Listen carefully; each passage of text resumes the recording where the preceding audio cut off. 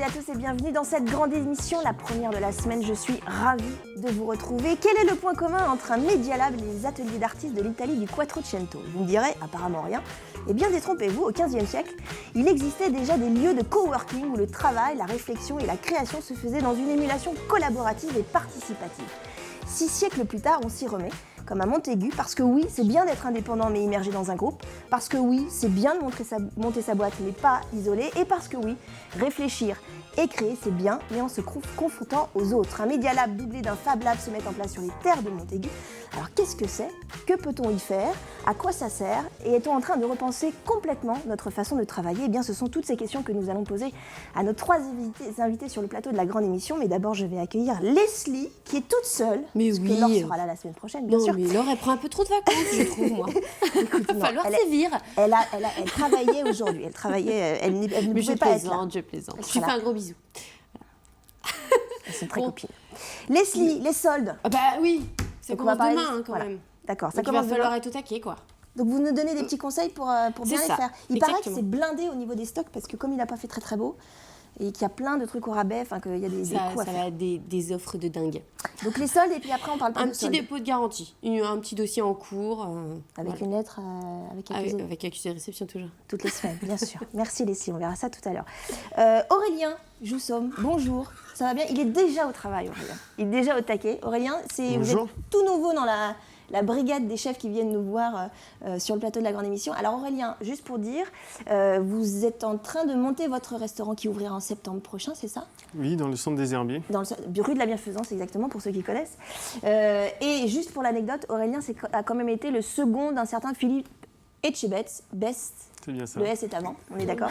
Donc, non, voilà, c'est un illustre inconnu dans le monde de la cuisine. Alors Aurélien, vous êtes venu, et on en est très content, nous préparer des sardines. Donc des sardines de Saint-Gilles-Croix-de-Vie. Ouais. Donc on va farcir avec un mélange de pesto, basilic et tomates confites. D'accord. Et ensuite on le servira avec des tomates en aigre-doux à la framboise. Ah, canon. Donc là je commence par écailler mes sardines. Je vous coupe tout de suite Aurélien, on fera là un petit point tout à l'heure sur les sardines, c'est juste la présentation. Juste un truc, c'est une entrée? C'est plutôt une entrée? C'est une entrée, oui. C'est plutôt une entrée. Plutôt servi en entrée, oui. D'accord, ok. Donc là, il est déjà en train de décailler ses sardines, on verra ça tout à l'heure. Merci Aurélien. Alors nous recevons sur le plateau de la grande émission, et on en est ravis, 3 représentants du Media Lab Fab Lab de Terre de Montaigu. Alors on va vous expliquer ce que c'est, parce que c'est un petit peu, pour l'instant, c'est un petit peu nébuleux comme explication. Mais nous avons, alors juste à côté de moi, Éric Hervouet. Bonjour Éric. Bonjour. Vous êtes le vice-président de Terre de Montaigu, justement, qui est l'agglo de Montaigu, et vous êtes aussi maire de Saint-Georges de Montaigu. À côté de vous, il y a Mathieu Chatry. Bonjour Mathieu. Bonjour. Vous êtes facilitateur. Exactement. Alors c'est un très joli métier, ça. On va en parler tout à l'heure. Facilitateur pour le projet Z-Bis, qui était jusqu'à maintenant à La Roche-sur-Yon et qui migre à Saint-Georges. C'est un Fab Lab, on va en parler tout à l'heure. Et puis à côté de vous, Thierry Charliot. Je connais un petit peu ce nom. Bonjour. Ce nom me dit un petit peu quelque chose. Vous êtes bonjour Thierry, vous êtes co-dirigeant d'Imprimédia et de l'agence Cox. Pourquoi? Parce que c'est là-bas que va avoir lieu le Media Lab qui va s'ouvrir d'ici quelques temps. Alors, juste pour faire un point de sémantique, je ne sais pas, je pense que je vais peut-être plus m'orienter vers Mathieu. Qu'est-ce qu'un Media Lab? Un Media Lab ou un Fab Lab? Alors, un Media Lab d'abord et un Fab Lab ensuite, parce qu'il y a 2 choses qui se mettent en place sur les terres de Montaigu. Ah, alors, je laisserai peut-être plutôt la parole à Thierry sur le côté Media Lab, parce qu'il maîtrisera beaucoup mieux le sujet que moi. Alors, le Fab Lab, c'est quoi? Alors, le Fab Lab, c'est un laboratoire fabuleux, ou laboratoire de fabrication. D'accord. C'est un Américain, un docteur Neil Gershenfeld, qui, fin des années 90, lance en fait des lieux comme ça, dans son université d'abord, un lieu avec des machines de fabrication numérique. D'accord. C'était que pour ses étudiants, à la base, maîtrisent un petit peu, remaîtrisent la façon de faire... produire et de construire, de faire. Il s'est rendu compte, en fait, que ça intéressait non pas seulement ses étudiants ingénieurs informaticiens, mais en fait, plein de gens, des designers, des architectes ou des gens, des artisans, etc. Donc, il a commencé à faire des cours qui s'appelaient « Comment créer à peu près tout et n'importe quoi ». Et il a commencé à faire une charte pour que de nouveaux lieux émergent. Et donc, il y a environ aujourd'hui 700 à 800 lieux qui respectent la charte en fait des Fab Labs dans le monde. D'accord. Donc il y a des associations, des entreprises, il y a vraiment des institutions aussi qui créent des Fab Labs. Et l'objectif, en fait, c'est d'avoir en fait un lieu où on puisse faire émerger ses idées, éclore ses idées, fabriquer ce qu'on veut. J'ai une idée, je sais pas où j'ai pas de place chez moi, très concrètement, je viens dans un Fab Lab pour fabriquer cette idée et pouvoir me confronter à d'autres personnes, c'est ça ? C'est ça, et c'est surtout en fait le sale défi, c'est favoriser en fait la rencontre improbable. Le fait que on va peut-être vouloir venir réparer par exemple, je sais pas, son bureau qui est cassé, et en fait on va se retrouver à faire par exemple de la broderie parce qu'on a rencontré une couturière qui nous apprend à broder notre propre t-shirt. Voilà, ça c'est le Fab Lab. Alors le Media Lab, Thierry Charliot. Alors Fab Lab comme Media Lab s'inscrivent dans ce qu'on appelle les tiers-lieux, les espaces de coworking. Ouais. Donc c'est des espaces de travail collaboratifs et partagés. Ouais. C'est des espaces de travail innovants, mais c'est à la fois des lieux de vie. La nouvelle génération ne voudra plus travailler que comme ça dans l'avenir, et même dès maintenant. Media Lab, là, c'est notre projet. Il est plus axé autour des métiers de la communication, de la créativité, les arts visuels, le numérique, les réseaux sociaux, des choses plus communicantes, moins techniques que le projet de nos amis de ZBIS. D'accord. Voilà. Et des métiers de communication, pourquoi ? Parce que vous avez une imprimerie et une agence de communication à Beauferré, c'est ça ? Exactement. Donc l'intérêt de ce projet pour nous, il y a un premier intérêt, il ne faut pas se le cacher, il y a un intérêt financier. On a un bâtiment qui nous appartient, dans lequel on a de la place, de la disponibilité. Donc il y a cet aspect financier, mais surtout, voilà, on le voit. On voit les images, ça c'est l'imprimerie. Voilà. Donc en même temps, on souhaite, autour de l'agence de communication Cox, on souhaite amener des compétences complémentaires, de jeunes compétences, parce que mon frère et moi qui dirigeons la boîte, on est des quinquas. Pas vieux. Mais on est quinquas quand même. Et on a envie, et c'est un métier en plus qui réclame de la jeunesse, qui réclame de la contemporanéité. Donc c'est tout ça qu'on veut mettre autour de l'agence. Voilà, créer un espèce de pôle. Voilà, une friction créative, du partage, des échanges, qu'on apprenne tous ensemble. Alors ça, c'est à Beauferré, c'est à l'Imprimédia. Exactement. Le Fab Lab, il est à Saint-Georges-de-Montaigu, on va y revenir. Et justement, Éric Hervouet, vous êtes vice-président de Terre de Montaigu et maire de Saint-Georges-de-Montaigu. Cette notion numérique, pourquoi vous avez voulu, l'Aglo a souhaité mettre en place ce nouveau principe de numérique et ce Media Lab et ce Fab Lab, parce que vous étiez parti d'un constat, d'une enquête ? Oui, en fait, on avait réalisé une étude en fin 2015, début 2016. On a fait réaliser une étude sur tous ces lieux de travail innovants. En fait, on s'est posé la question dans notre communauté de communes, en lien avec nos voisins de la communauté de communes de Roche-Servière, on a fait ça ensemble. On s'est posé la question de regarder quelle faisabilité on pouvait avoir, parce qu'on entendait des jeunes créateurs d'entreprises qui recherchaient beaucoup plus d'espaces de coworking, comme le disait Thierry. On entendait aussi parfois des télétravailleurs qui se retrouvaient à travailler sur Nantes, mais qui disaient « je pourrais avoir des journées à travailler sur site, mais je n'ai pas de lieu forcément ». Et puis on avait tout cet accompagnement de transition numérique des entreprises qui nous titillait un peu, puisque nous sommes un bassin de développement économique historique. Ouais, vous êtes pas loin de Nantes. Voilà, pas loin de Nantes, avec une bonne desserte routière et puis des implantations d'importance sur notre territoire. Donc cet accompagnement de l'entreprise à la transition numérique, on se disait que nous, en tant que communauté de communes, on avait un rôle à jouer. Mais dans quelle mesure, comment, on ne le savait pas trop.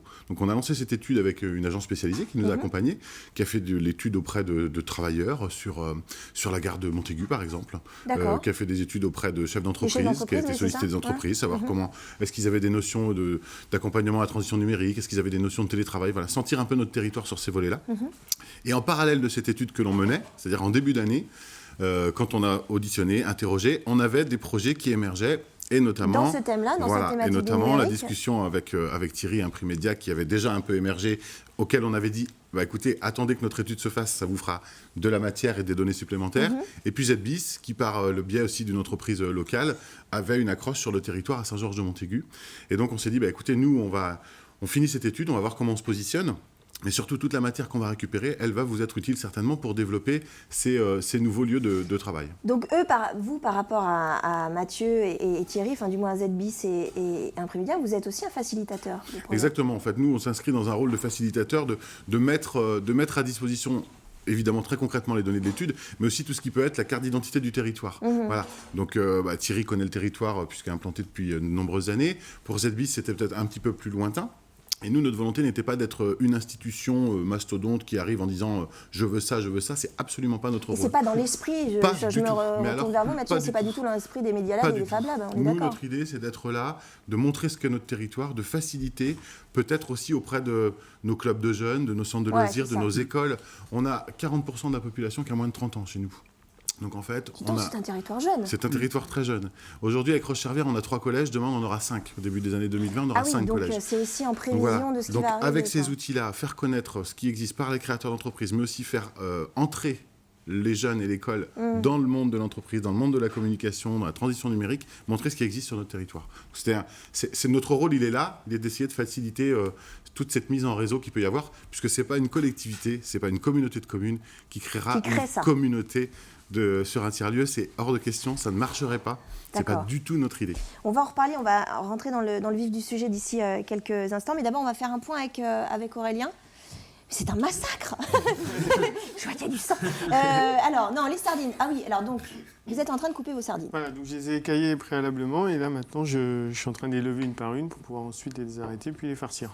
On peut demander à son poissonnier d'écailler les sardines ou pas? Bien sûr, mais en général il y en a quand même très peu, donc ça va relativement vite avec le dos d'un couteau. D'accord. Donc vous faites des petits filets de sardines, c'est ça? Voilà, petits filets de sardines. Vous pouvez nous montrer comment vous faites? Parce que alors moi je suis au niveau 0 de la cuisine. Alors on vient inciser au niveau de la tête et ensuite on revient... Parce qu'il y a des arêtes, on est d'accord dans la sardine? Bien sûr, il y a la grosse arête centrale et après on va retrouver des petites arêtes au centre. Voilà, comme ceci. Et on va lever de façon à enlever les petites arêtes sur le côté. Voilà. En fait, ça paraît hyper simple. Ça paraît toujours très simple avec les cuisseaux, puis en fait, d'accord. Pour une entrée pour 5 personnes, c'est là vous allez... En général, on en met 2 voire 3 entières quand c'est à la carte farcie. Suivant la taille, là, elles sont relativement petites. Des fois, on en a des plus grosses que ça. Ah oui, il y a différents... Alors, je ne sais pas, mais il y a différents calibres de... Il y a différents calibres. Donc, la saison, c'est avril à octobre. C'est pêché essentiellement à Saint-Gilles-Croix-de-Vie, donc on en est. Et ensuite, la taille, ça varie selon les arrivages. Et pourquoi vous aimez travailler la sardine? Parce que c'est un produit de saison, tout simplement. Donc, chercher à faire une recette qui était de saison avec un produit local, donc la sardine de Saint-Gilles. Et vous allez mettre, j'ai entendu tout à l'heure, de la framboise? Voilà, donc en fait, on va faire des petites tomates cerises en aigre doux à la framboise, donc c'est-à-dire un peu de sucre, un peu d'eau et du vinaigre à la framboise pour emmener un petit côté punchy à la recette. Et ça ne va pas enlever le... Parce que la sardine, ça a quand même un goût assez prononcé. Non, parce que ça va l'accompagner. Ça va être à côté, voilà, rééquilibrer les choses. D'accord. On vous laisse terminer votre tuerie. Exactement. non, parce que c'est très propre, on est d'accord. Je vous laisse terminer avec vos filets de sardines. C'est la fin de cette première partie. On se retrouve juste après une courte pause pour reparler de Terre de Montaigu, du Media Lab et du Fab Lab.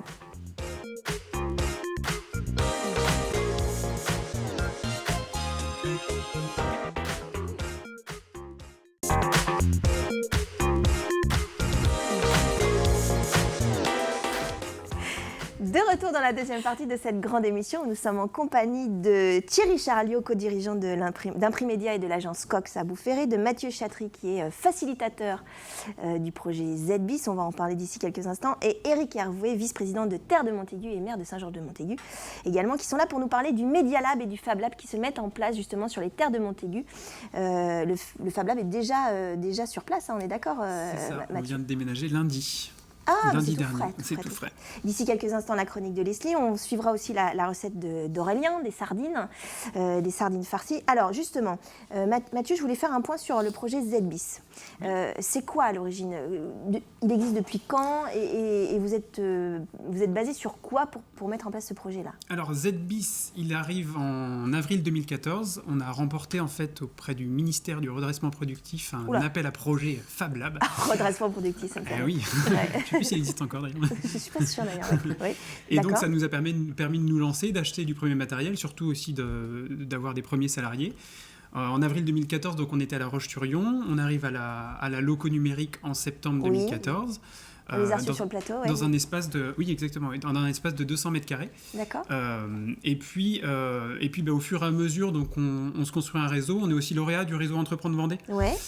Et puis on a aussi eu établi des partenariats avec des partenaires clés comme justement il y a Sodebo, Atlantique et puis GRDF qui nous ont permis en fait de passer la seconde et désormais de passer de 200 à 800 mètres carrés.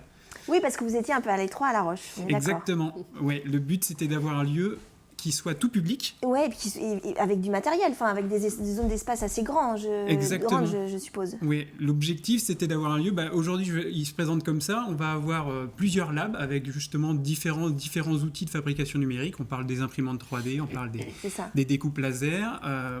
Aujourd'hui, on a 400 m² de zone chauffée, 400 m² de plateforme industrielle. Donc c'est aussi potentiellement faire des travaux un peu plus salissants et bruyants. Tout à fait. Et puis l'objectif c'est d'accueillir autant les particuliers que les professionnels. Donc on a aussi des salles de formation pour faire des séminaires, des salles de réunion pour les entreprises qui voudraient venir à la journée et se réunir.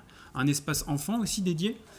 Parce que la jeunesse c'est hyper important, comme on le disait tout à l'heure, avec il y a les collèges qui arrivent, etc. Beaucoup de jeunes et beaucoup de structures. Les collèges, je pense aussi au lycée Jeanne d'Arc ou de Vinci. Ce qui veut dire que vous pouvez faire des liens avec les institutions, les institutions et même les écoles du territoire. C'est ça. Et pas que du territoire d'ailleurs, parce que je suppose que vous ne bossez pas que pour Terre de Montaigu. Non, c'est ça. L'objectif c'est vraiment de croiser les publics. Typiquement, hier par exemple, il y a quelques semaines, on avait un groupe de GRDF qui est venu créer une valise pédagogique à ZBIS, une valise pédagogique pour expliquer ensuite en classe, quand il y a des portes ouvertes par exemple, pour expliquer qu'est-ce que c'est la chaîne gazière, comment ça fonctionne de l'extraction jusqu'à chez moi.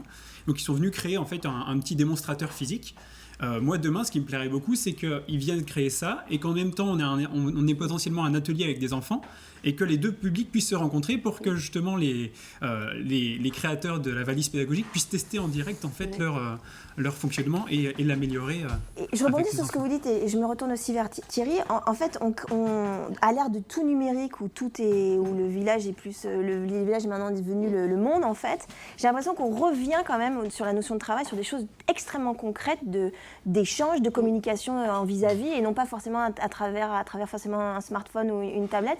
Donc c'est à la fois physique. Le numérique a pris le pas, mais on revient à du pratico-pratique, j'allais dire. Je pense qu'il y a même dans le Media Lab. La nouvelle génération vit un peu un phénomène d'isolement et puis donc ils reviennent vers quelque chose parce que c'est bien d'être devant son écran, mais la vraie vie c'est bien aussi. Et je pense qu'il y a un retour effectivement. Est-ce que c'est une nouvelle façon de penser le travail qui se met en place? Thierry Charlot. Très largement. Enfin, depuis qu'on a eu ce projet, on a rencontré un maximum de salles jeunes, comme on les appelle, mais ils nous appellent tonton et papa. Pas encore un papy et mamie. C'était quoi la question? Ça, c'est la vieillesse, on est d'accord. Non, c'était juste, je veux dire, c'était une autre façon de travailler. Ça qu'on ne travaille plus aujourd'hui comme on travaillait il y a 20 ans. Il faut moins de la même façon. Il y a moins de séparation entre la vie privée, le travail et la vie privée. Ils souhaitent avoir un endroit où ils peuvent travailler à un moment donné, se concentrer, mais pouvoir faire du baby-foot pendant 10 minutes. C'est la première question que nous ont posée ces salles jeunes, quelle sera la marque du baby-foot. Donc c'est vraiment ça, c'est des endroits de vie d'ailleurs. Bon, le projet est en train de se faire, mais dans ce type d'endroit, en tout cas, on y trouve forcément une cafétéria, donc un endroit de convivialité où on se retrouve régulièrement avec des rendez-vous posés, des rendez-vous posés ou pas. Il peut y avoir une petite salle de concert, il peut y avoir un espace de forme, de remise en forme, il peut y avoir une crèche, tout ce genre de services. Il peut y avoir un food truck, des services qu'on amène pour faciliter la vie des personnes, la vie des gens qui sont dans le lieu. C'est vraiment l'état d'esprit. Éric Hervé, vous vouliez non ? Juste pour rebondir par rapport à ce qu'on disait tout à l'heure sur la création d'une communauté qui tourne autour de ces lieux-là. Nous, quand on a vu arriver ces deux porteurs de projets, tout de suite on s'est dit il faut que ce soit complémentaire. Fab Lab, Media Lab, une complémentarité. Donc aujourd'hui, on n'a rien de défini, on n'a rien d'écrit, mais l'idée c'est de pouvoir se dire qu'il y a une communauté transversale entre ces deux lieux qui se complètent. On vient sur un Fab Lab, on vient sur un Media Lab, on a tout à s'apporter les uns avec les autres. Il n'y a pas du tout de concurrence sur ces deux types d'espaces de travail, mais plutôt une vraie complémentarité. Et ce que dit Thierry et Mathieu, c'est important, c'est qu'il y a une vie autour de tout ça. Je ne viens pas à telle heure faire mon truc et je repars. Il y a une vie. Donc pour avoir de la vie, il faut aussi tout ce volet-là qui est dans la vie quotidienne, tout ce volet qui crée les liens les uns avec les autres. Je pense que Thierry Charlot veut prendre la parole. Oui, je me rappelle de la question. Il faut vraiment concevoir ça comme une communauté. Et d'ailleurs, c'est pour ça que nous, le projet, dans notre esprit, on n'avance pas trop vite. On attend que la communauté se crée pour ensemble. Par exemple, le lieu, on va lui donner un nom. Au lieu, nous, ce ne sera plus bâtiment Imprimédia, ce sera autre chose. Mais on se refuse d'y réfléchir par avance parce qu'on veut que la communauté contribue, participe. D'accord, il y a une notion communautaire. C'est important. Communautaire, c'est pas très beau, et participatif. Mathieu, est-ce qu'on est en train de recréer des espèces d'écosystèmes, de nouveaux écosystèmes ? sortent de nouveaux écosystèmes de travail et de vie surtout. En fait, ce que j'ai remarqué dans la première expérience là, de La Roche-sur-Yon, c'est qu'on crée un nouveau réseau en fait.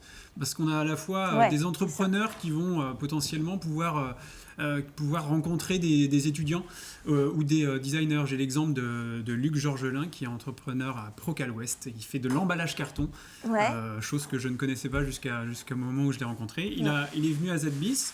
Il a commencé à venir seul, puis avec sa fille. Et puis, ils ont connu donc Eric Serre, qui est designer, qui est maintenant du côté de Toulon, d'ailleurs, du Fab Lab de Toulon. Et ils ont en fait ensemble créé une meule en carton pour la meule bleue.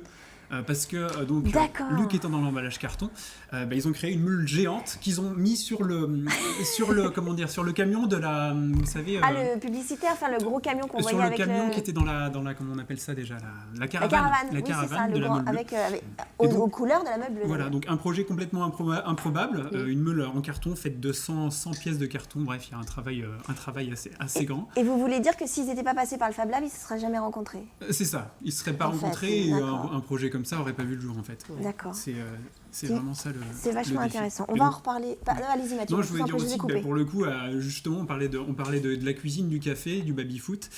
Pour le coup, on a pas que ça, on est d'accord, vous allez bosser quand même. Hein comme ici. Mathieu, pardon.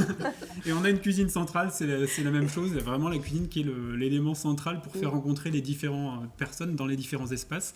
Et on a un baby-foot créé par un ZBICien, comme on les appelle, nos ZBICiens. Créé à partir d'un plan qui a été fait aux Pays-Bas, dans un Fab Lab aux Pays-Bas, et puis personnalisé à partir de nos têtes. Les joueurs du baby-foot ont en fait nos têtes imprimées en 3D. On s'est scanné en fait avec un espèce de scanner 3D. On va faire la même chose à imprimer, on est d'accord. Et donc, je serai dans les buts. Mais ce que je veux dire par là, c'est que l'enjeu, c'est de documenter ces projets ensuite, de documenter ce qu'on a fait et le partager sur Internet. Et typiquement, on pourrait demain imaginer que le Media Lab, en fait, soit un lieu de ressources pour potentiellement tourner un petit peu des vidéos pour documenter ces projets, par exemple. C'est pour ça que je vois vraiment la complémentarité et la connexion entre les deux. On va en reparler, bien sûr, mais d'abord, on va parler des soldes. Je suis désolée, on est des filles avec Leslie.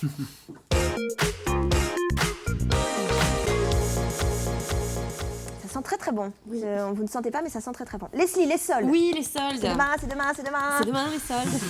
Désolée, on a la petite minute fille. C'est demain. Quoique les hommes aussi peuvent les soldes. Vous faites les soldes. Soldes. Si. Bon, ils le disent pas. Oui. C'est ça. Alors. On va faire comme si c'était quelque chose pour les filles. Alors, on parle bien des soldes estivaux, je rappelle. Ah oui, c'est masculin aussi. Estival. Voilà. C'est un solde. Oui, d'accord. Donc, commence toujours le dernier mercredi de juin. Ça dure 6 semaines. Pardon. Système aussi. Donc, là, vous allez me dire, mais le dernier mercredi de juin, c'est pas celui-là, c'est celui de la semaine prochaine. Donc, sauf si le dernier mercredi c'est pas le 28. Juin tombe après le 28. Ah, donc là, ça tombe le 29. Donc, on prend le 22. L'avant-dernier mercredi. Donc, ça commence le 22, c'est pour ça. Donc, c'est du 22 juin au 2 août. Ça va quand même, on a le temps de faire des bonnes affaires. Ouais. Alors, la règle des soldes, je rappelle, parce que j'en parle bizarrement à chaque solde. Les commerçants sont autorisés à solder les invendus 2 fois par an. Donc, il y a les soldes estivaux et les soldes hivernaux. D'accord. Les soldes hivernaux, c'est le 2e mercredi du mois de janvier. Sauf si le 2e mercredi du mois de janvier. Et la prochaine fois, il va faire les soldes avec moi parce que sinon. Bref, là, on est vraiment sur la loi. C'est pas très intéressant. Donc, les soldes sur Internet. Ça marche aussi. Commencent toujours à la même date. Il peut y avoir des dates dérogatoires pour les départements frontaliers, comme les Alpes-Maritimes, la Corse, Meurthe et Moselle, tout ça. C'est en fonction avec l'Espagne, l'Italie, etc. Par rapport aux soldes des autres pays. D'accord. Pour pas que les départements français soient trop lésés. D'accord. Les produits proposés en solde doivent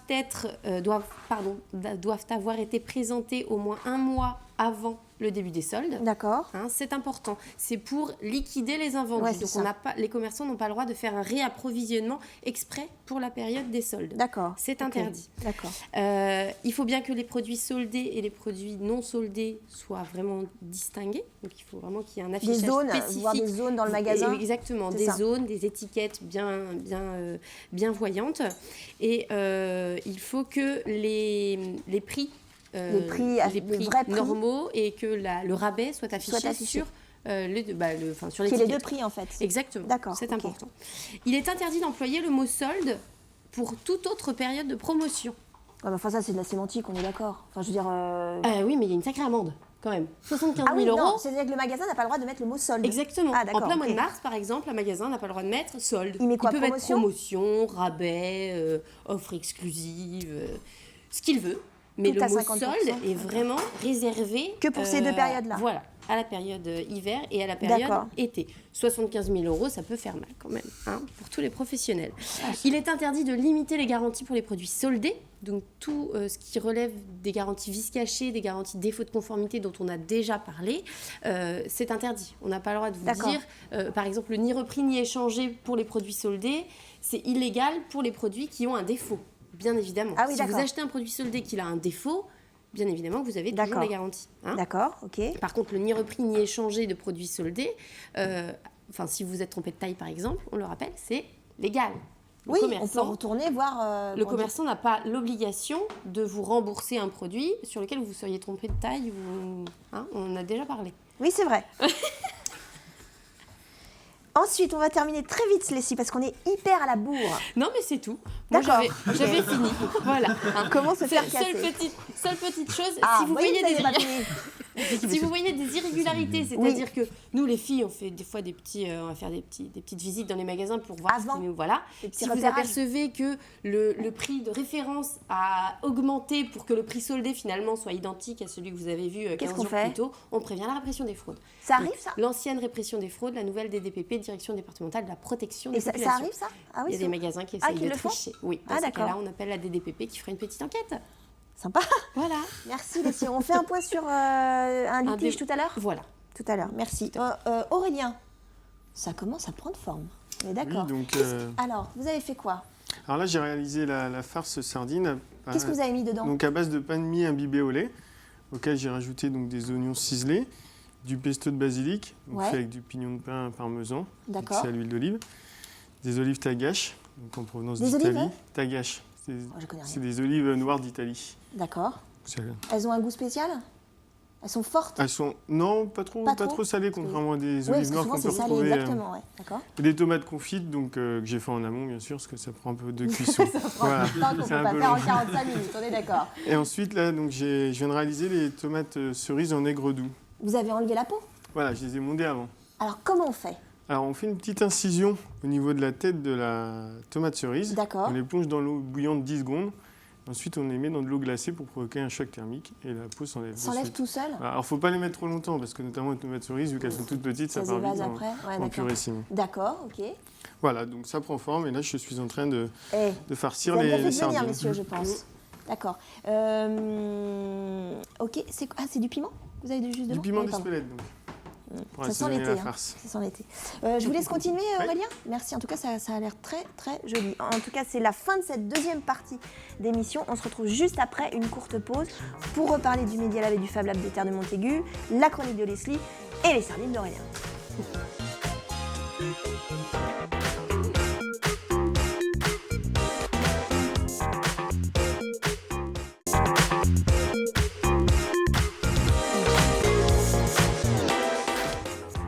Dans la troisième et dernière partie de cette grande émission consacrée au Media Lab et Fab Lab de Terre de Montaigu. Le Fab Lab qui est installé à Saint-Georges-de-Montaigu depuis très peu de temps et le Media Lab qui va bientôt s'ouvrir. On va en reparler d'ici quelques instants avec nos invités.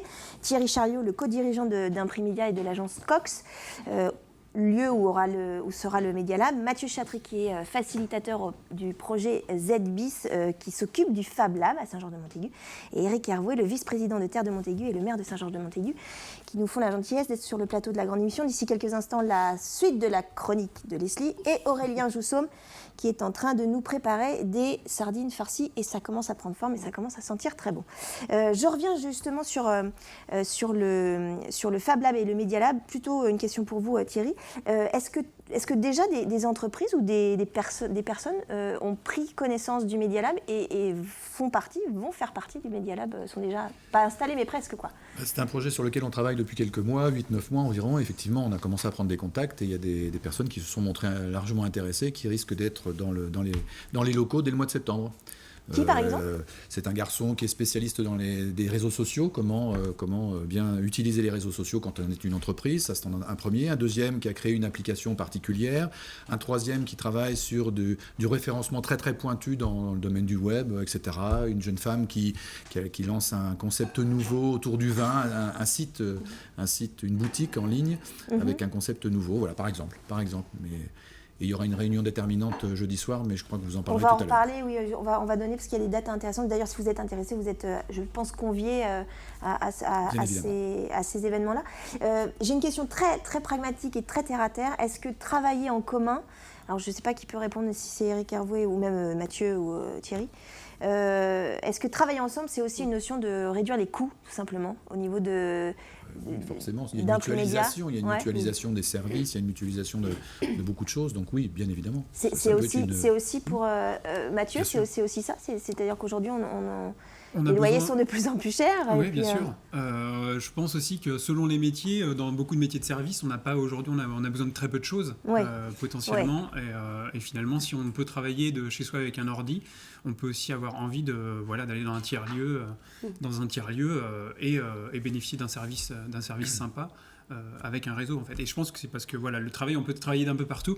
Moi j'ai la cofondatrice de ZBIS qui travaille toujours, donc Emmanuelle Roux, qui est toujours entre Paris, La Roche-sur-Yon, et qui est aussi San Francisco, investie dans le gouvernement sur la question numérique d'ailleurs. Oui, elle est au Conseil national du numérique depuis le début de l'année, donc pour le coup on travaille aussi beaucoup à distance. Donc on peut travailler avec très peu de choses de n'importe où, et donc ces tiers-lieux permettent notamment de travailler, de mutualiser et tous de les travailler moyens. Les moyens, exactement. Eric Hervouet, mettre en commun des connaissances aussi, mettre en commun des connaissances. Il y en a un qui part une demi-heure et qui apprend aux autres à se servir de Snapchat par exemple. Enfin voilà, c'est des idées comme ça. Donc mutualisation des moyens, mais aussi de l'intelligence collective. Eric Hervouet, je m'adresse à l'institutionnel, on va dire.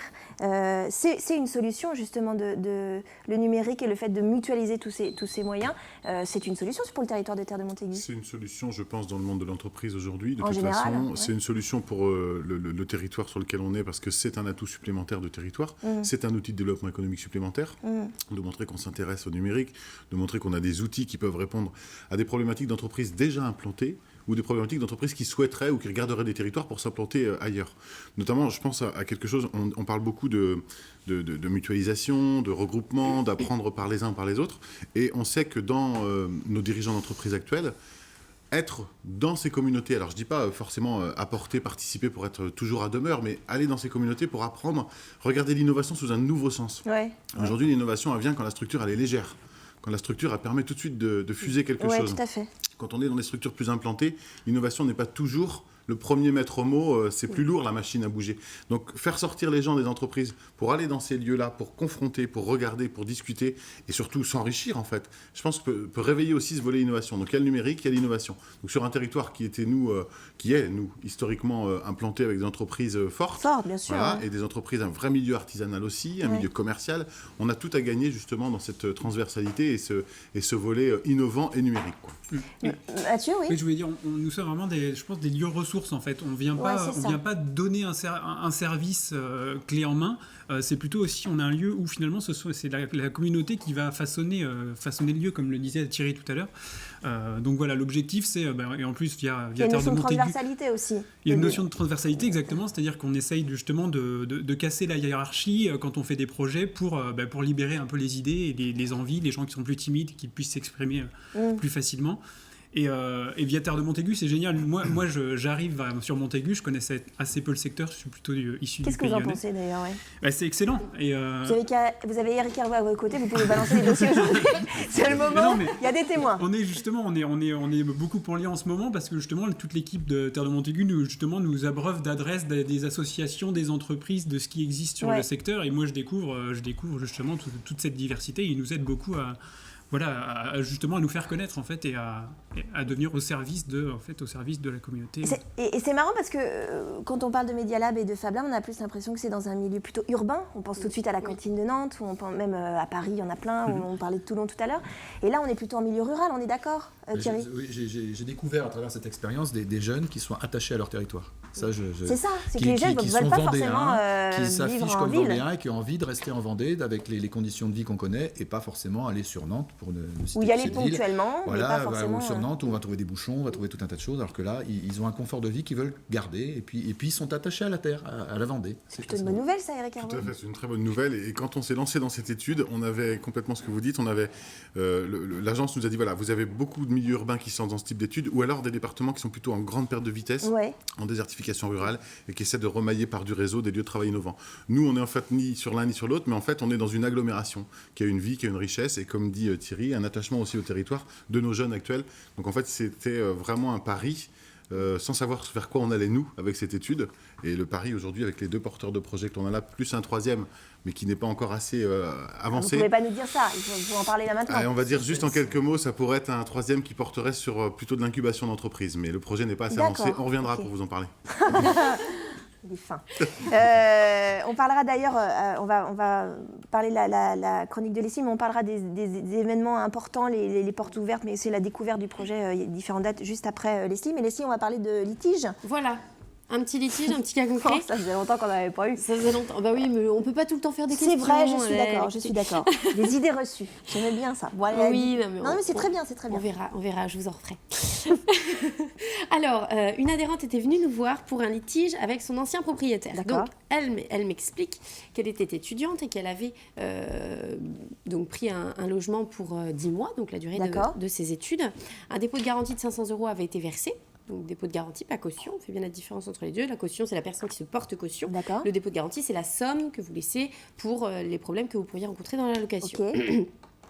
Il existait une clause dans le contrat qui précisait que si le locataire n'allait pas au bout des 10 mois du contrat, là, en l'occurrence, ça allait jusqu'à mai, il serait appliqué une clause pénale de 500 €.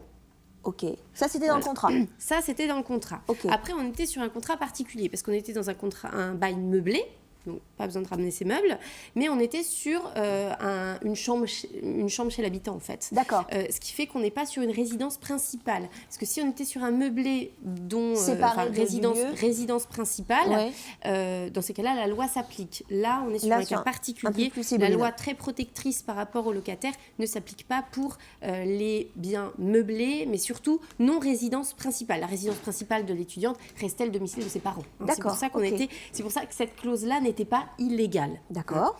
Et que le fait de faire un contrat de 10 mois était possible. Parce que normalement, dans un contrat meublé, vous partez vous avez un préavis d'1 mois et vous partez quand vous voulez. Oui. Là, on est vraiment sur un contrat particulier puisqu'on n'est pas en résidence principale. Donc, à l'issue des 2 mois suivant la restitution des clés, donc au mois de mai, elle n'était pas allée au bout de ces 10 mois. Elle n'avait toujours pas son dépôt de garantie de 500 €. Donc, on a fait un courrier recommandé. L'adhérente a préféré nous laisser faire même le premier courrier recommandé. On a fait le premier courrier. Réponse de l'adversaire, non, il y a la clause pénale. Elle est partie avant la fin de son contrat. Donc on applique la clause pénale de 500 €. Réponse du FC Que Choisir. Là, en l'occurrence, la clause pénale était légale, mais il n'avait pas mis de date. Il n'y avait pas de date de fin de contrat, non.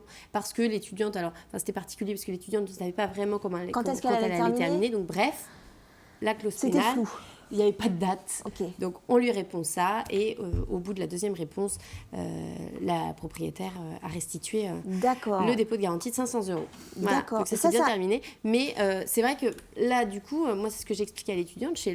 J'aurais rien pu faire. Là, il y a eu une petite anomalie parce que la date n'avait pas été indiquée. Il faut toujours indiquer la date, vaut mieux, même si on n'est pas sûr de la date. Là, pour le coup, c'était plutôt en faveur de la locataire de ne pas l'avoir notée. Maintenant, je comprends aussi les propriétaires qui veulent se protéger parce que le locataire qui part au mois de janvier, parce que là en l'occurrence le logement ne lui convenait pas parce qu'elle était en colocation, on va pas s'étendre, mais du coup elle est partie au mois de janvier, ce qui fait que retrouver un locataire, même étudiant en janvier, pour une fin d'année au mois de mai. Je comprends aussi les propriétaires qui veulent se protéger. Là, en l'occurrence, l'anomalie a profité à notre adhérente. D'accord. Mais bon, cette clause-là n'était pas illégale parce qu'on était vraiment sur un bail meublé, spécifique, mais non résidence principale. D'accord. Voilà. Très bien, Leslie. Merci. Vous pouvez évidemment contacter Leslie directement à UFC Que Choisir. C'est à La Roche-sur-Yon. Et vous pouvez la contacter au 02 51 36 19 52. Merci, Leslie. On va tranquillement terminer cette émission. Je vois qu'Aurélien est en train de dresser ses sardines. On va goûter le plat d'ici quelques instants. Je voulais qu'on parle des dates importantes qui vont avoir lieu à la fin du mois et aussi à la rentrée. Je crois qu'il y a carrément une journée où on peut découvrir le projet, c'est ça, sur le territoire. Je m'adresse à qui? À Thierry? Peu importe. Il va plus parler que moi. Ça va être comme les élections. Dans un tout premier temps, il y a une soirée déterminante qui c'est ce jeudi, au Théâtre de Thaly. Jeudi 23. À Montaigu, à partir de 18h30, où il y aura présentation, mais très rapide. Hein, il n'y aura rien de très... ce sera plutôt informel.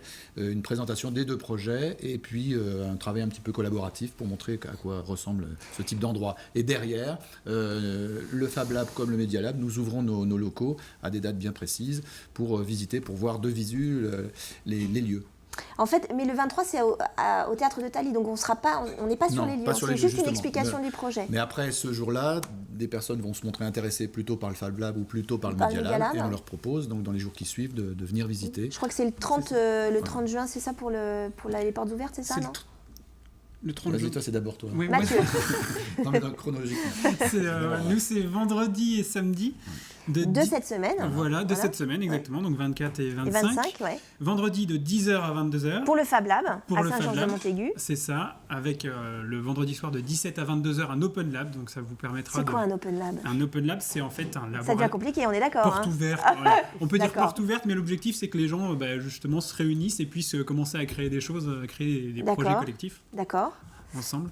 Et puis on aura des tables rondes, conférences un petit peu autour justement de la thématique. Donc vendredi et samedi.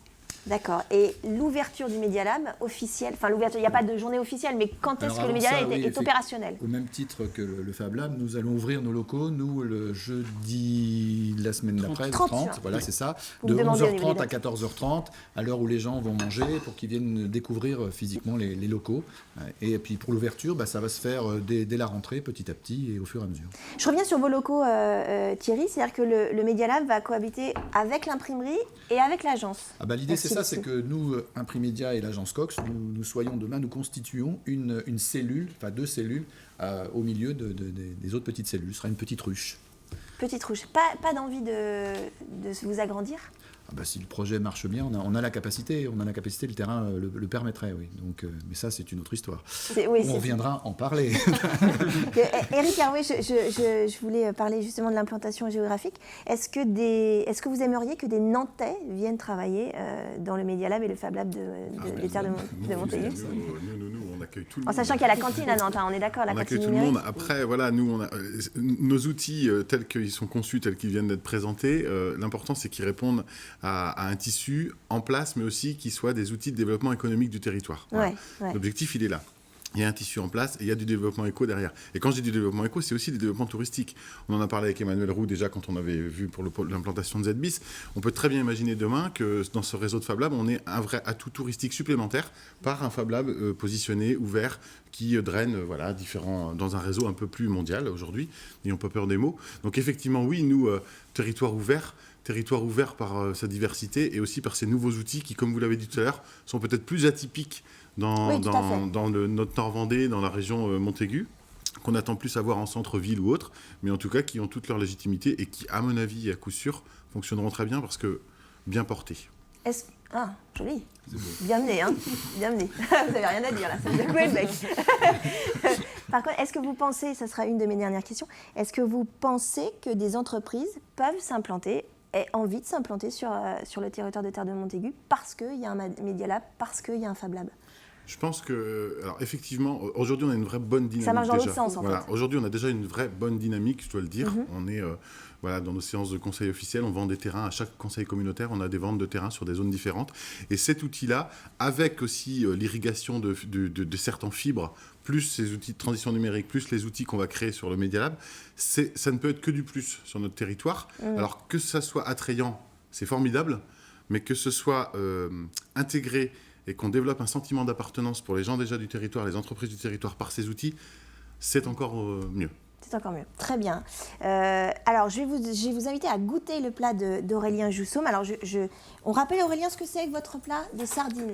Donc, de sardines de Saint-Gilles, produits farcis avec pesto, olive noire et tomates confites.